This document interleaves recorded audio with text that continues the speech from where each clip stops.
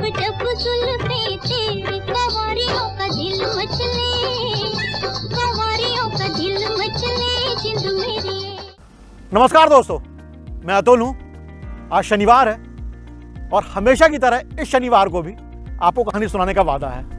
आज एक शायर, एक गीतकार, एक बेहतरीन इंसान की कहानी आपको सुना रहा हूं। और इस गीतकार, इस शायर को पैदा हुए पूरे 101 साल हो गए हैं। गजब की लेखनी थी उनकी, गजब के हर्फ थे उनके पास। फिल्मों में उनके गानों का सिक्का चला, लेकिन उनकी जिंदगी की सबसे खास बात, सबसे खास पहलू उनका इश्क था। मोहब्बत हुई, परवान भी चढ़ी। पूरी दुनिया को इस बात का इल्म था, पता था। इसी शायर की एक अधूरी सी प्रेम कहानी। टैलेंट, काबिलियत, हुनर, इन सब को छिपा पाना, रोक पाना नामुमकिन जैसा ही होता है। और ऐसा ही कुछ मामला था 8 मार्च 1921 को जन्मे अब्दुल हई साहब का। और हई साहब को दुनिया साहिर लुधियानवी के नाम से जानती है। यह महज इत्तेफाक ही है कि साहिर का जन्म 8 मार्च यानी अंतर्राष्ट्रीय महिला दिवस के दिन हुआ था। और साहिर की शायरी और गाने सुनकर आपको यूं लगेगा कि वो स्त्री मन को इस कदर समझते थे कि गीत लिखते हुए भी जैसे खुद औरत हुए जाते हों। बचपन में साहिर को उनकी मां ने पिता के साये से थोड़ा सा दूर, लेकिन मजबूती और हिम्मत से अकेले और मुश्किल हालात में पाला। इसकी झलक आपको 1978 में आई फिल्म त्रिशूल के उस गाने में देखने मिलती है, जहां वहीदा रहमान मजदूरी कर अकेले अपने बेटे यानी अमिताभ बच्चन को पालती हैं। लेकिन वो जो गीत गाती हैं उसमें कमजोरी नहीं, हिम्मत है। और वो गाना था, मैं तुम्हें रहम के साये में पलने ना दूंगी, जिंदगी की कड़ी धूप में जलने दूंगी, ताकि तब के तू फौलाद बने, मां की औलाद बने। ये है साहिर। साहिर की जिंदगी में सबसे ज्यादा बात उनकी मोहब्बत, उनके इश्क की होती है। और हो भी क्यों ना, उस इश्क में कुछ बात ही ऐसी थी। बात 1944 की है, जब साहिर पहली बार लेखिका अमृता प्रीतम से मिले थे। अमृता साहिर से 2 साल बड़ी थी और 1919 में पैदा हुई थी। साहिर और अमृता की पहली मुलाकात लाहौर और दिल्ली के बीच में एक जगह थी, प्रीतनगर। वहां पर दोनों की मुलाकात हुई थी। अब इसे आप किस्मत नहीं तो क्या ही कहेंगे कि इश्क के, दोनों के इश्क के अफसाने का जो आगाज था वो जहां से होता है, उस जगह का नाम प्रीतनगर है, यानी प्यार की नगरी।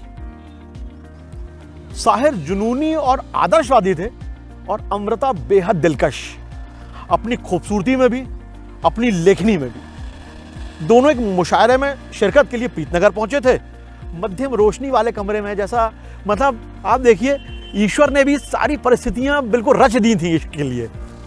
मध्यम रोशनी वाले कमरे में दोनों की आंखें चार हुई और बस प्यार हो गया, जैसा कि होता है। प्यार तो हो गया, लेकिन ये उस दिशा में चल पड़ा जिसका कोई और छोर नहीं था। जिस वक्त अमृता साहिर से मिली, वो प्रीतम सिंह की पत्नी थी। उनके नाम में भी अमृता प्रीतम ही है, जो शुरू से था और अंत तक रहा। यह शादी अमृता के बचपन में ही तय कर दी गई थी और अमृता अपनी शादीशुदा जिंदगी में खुश नहीं थी। साहिर से मिलने के बाद उनकी जिंदगी में एक खुशी की लहर दौड़ गई। अमृता दिल्ली में रहती थी और साहिर लाहौर में। दो मोहब्बत करने वालों के बीच की इस दूरी को दूर किया चिट्ठियों ने, खतों ने।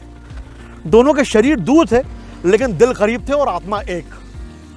सो कागज पर एक इश्क उकेरा जाता रहा। प्यार के पैगाम लाहौर और दिल्ली के बीच लगातार आते जाते रहे।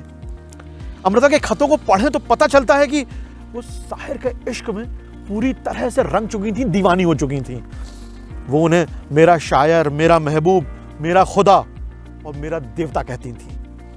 साहिर की जीवनी, आज साहिर अब पीपुल्स पोएट लिखने वाले अक्षय मानवानी बताते हैं कि अमृता इकलौती महिला थी जो साहिर को शादी के लिए राजी कर सकती थी, मना सकती थी। एक बार साहिर ने अपनी मां सरदार बेगम से कहा भी था कि वो अमृता प्रीतम थी, वो आपकी बहू बन सकती थी। साहिर शायर थे और शायर का जुनून किसी बंदिश में बंधने के लिए राजी नहीं होता। ऐसा होता है, जो लोग इंटेलेक्चुअल होते हैं, दिमागी रूप से बहुत जबरदस्त होते हैं, वो कुछ मानते नहीं हैं और मान सकते भी नहीं है, क्योंकि हर चीज तर्क की कसौटी पर कसते हैं और तर्क कुछ मानता नहीं है। ऐसा ही साहिर के साथ भी हुआ। उन्होंने अमृता से मोहब्बत तो की लेकिन अधूरी। वो दिलों के फासले तय नहीं करना चाहते थे। वो एक दूसरे को चिट्ठी तो लिखते थे मगर दोनों की मुलाकातें बमुश्किल ही होती थीं। और जब भी दोनों मिले तो खामोशी के साए में। अपनी आत्मकथा रसीदी टिकट में अमृता ने साहिर के साथ हुई मुलाकातों का जिक्र किया है। वो लिखती हैं कि जब हम मिलते थे तो जुबान खामोश रहती थी, आंखें बोलती थीं। दोनों बस एकटक एक दूसरे को देखते रहते थे। इस दौरान साहिर लगातार सिगरेट पीते रहते थे। मुलाकात के बाद जब साहिर वहां से चले जाते थे, मोहब्बत देखिए आप, मुलाकात के बाद जब साहिर चले जाते थे अमृता के पास से, तो अमृता उनके सिगरेट के ठूंठों को, अपने दीवाने के सिगरेट के ठूंठों को अपने होठों से लगाकर उनके होठों की छुअन महसूस किया करती थी। लेकिन इन दोनों की मोहब्बत की राह में कई रोड़े थे। एक वक्त था जब अमृता और साहिर दोनों लाहौर में रहा करते थे और फिर बंटवारा हो गया। अमृता अपने पति के साथ दिल्ली आ गई और साहिर मुंबई में रहने लगे। अमृता अपने प्यार के लिए शादी तोड़ने को तैयार थी। बाद में वो अपने पति से अलग भी हो गई। दिल्ली में एक लेखिका के तौर पर वो अपनी पोजीशन और शोहरत को भी साहिर पर कुर्बान करने के लिए तैयार थी। साहिर ने अमृता को जहन में रखकर न जाने कितनी नज़में, कितने गीत, कितने शेर और कितनी गजलें लिखी। अमृता ने भी अपनी आत्मकथा रसीदी टिकट, जिसका जिक्र अपन कर चुके हैं, उसमें उन्होंने साहिर से अपने प्यार का खुलकर इजहार किया है, कुछ भी नहीं छुपाया। यही खास बात है।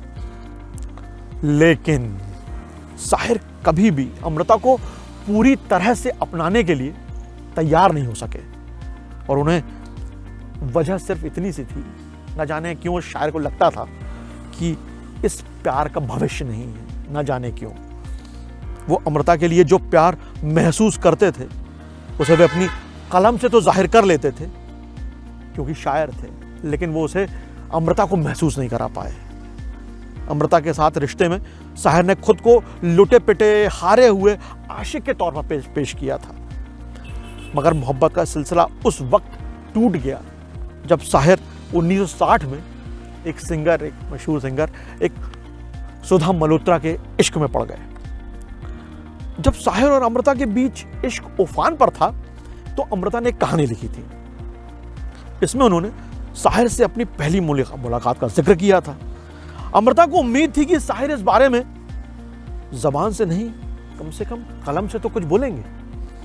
मगर साहिर ठहरे, खामोश ही रहे हमेशा की तरह।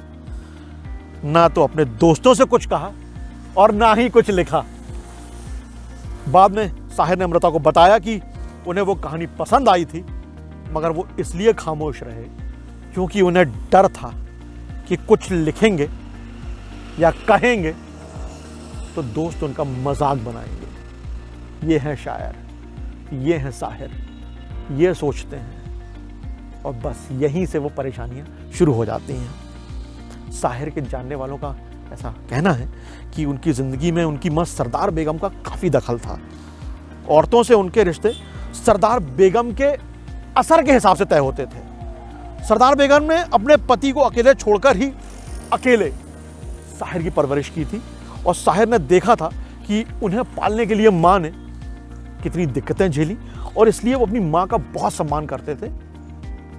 एक फिल्म डायरेक्टर का कहना है कि साहिर अपनी माँ से बहुत प्यार करते थे, उनका बहुत सम्मान करते थे और इसी वजह से वो किसी औरत को तवज्जो नहीं दे पाए। माँ के बाद अमृता ही वो इकलौती औरत थी जिन्हें साहिर की इतनी तवज्जो मिली, प्यार भी मिला लेकिन खामोशी से। संगीतकार जयदेव ने एक बार बताया था कि जयदेव बताते हैं कि एक बार मैं साहिर से मिलने गया और हम दोनों किसी गाने पर काम कर रहे थे। तभी जयदेव साहब की नज़र साहिर के घर रखे एक गंदे से कप पर पड़ी। उन्होंने साहिर से कहा कि यार कप कितना गंदा हो गया है, लाओ मैं इसे साफ कर देता हूँ। तो साहिर साहब ने वार्निंग दी, कप को छूना मत जयदेव। जब आखिरी बार अमृता यहाँ आई थी तो उसने इसी कप में चाय पी थी।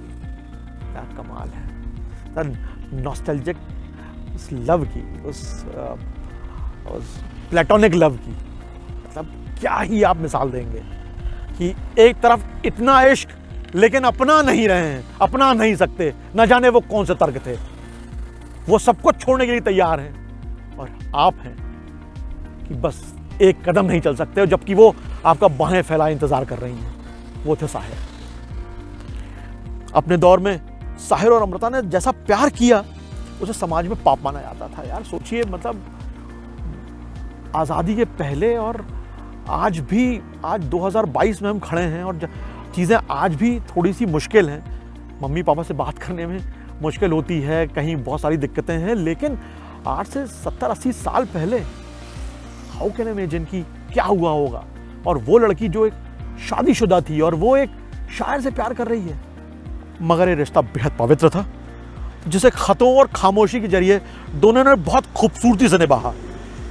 अमृता प्रीतम ने एक घटना का जिक्र किया है कि जब वो और साहिर साथ में थे, साहिर बीमार थे और अमृता उनके बिस्तर के बगल में बैठकर उनके सीने और बाहों पर विक्स लगा रही थी। इस नज़दीकी का जिक्र करते हुए अमृता ने लिखा है, काश मैं उस लम्हे को हमेशा जी सकती। 25 अक्टूबर 1980 को यह शायर दुनिया से रुखसत हो गया। दोस्तों, इश्क, प्यार, मोहब्बत, कुछ भी कह लें आप, सदियों से यही नाम चलते चले आ रहे हैं, लेकिन ना तो कभी कमज़ोर हुए और ना ही कभी फीके पड़े। और ये शब्द सीमाओं, बंधनों, ताकीदों, वर्जनाओं से परे होते हैं।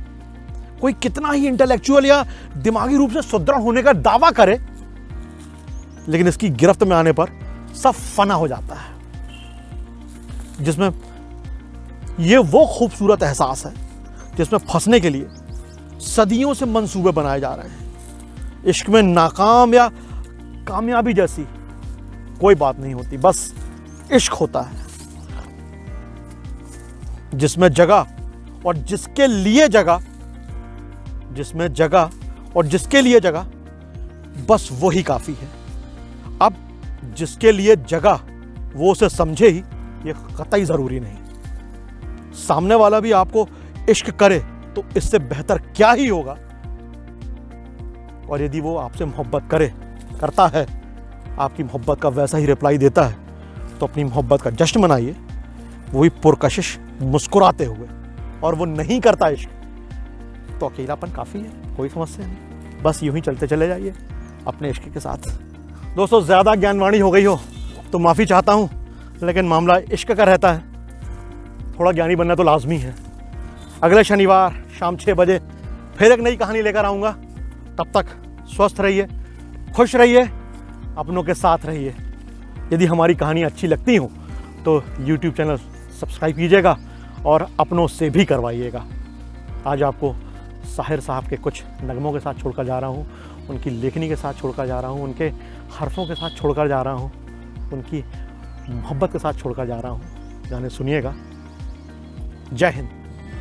कभी कभी मेरे दिल में ख्याल आता है कि जैसे तुझको बनाया गया है मेरे लिए।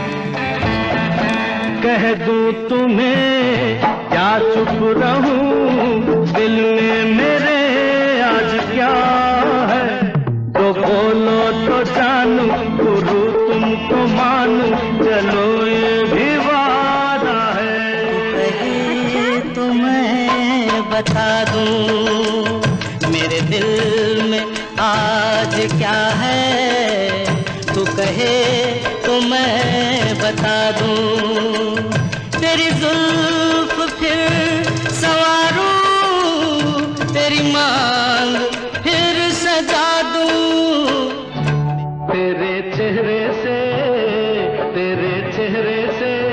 नजर नहीं हटती, नजारे हम क्या देखें, नजारे हम क्या देखें।